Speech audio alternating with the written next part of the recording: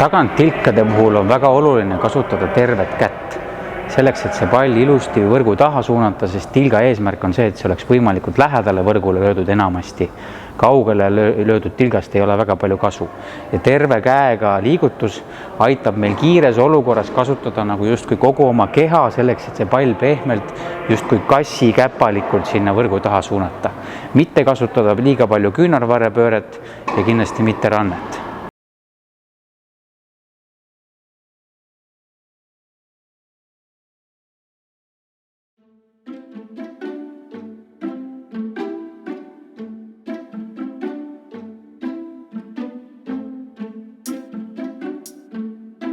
Kulla treenerid, kutsun neid asju oma õpilastele kas või 100 korda meelde tuletama, et need saaksid paika.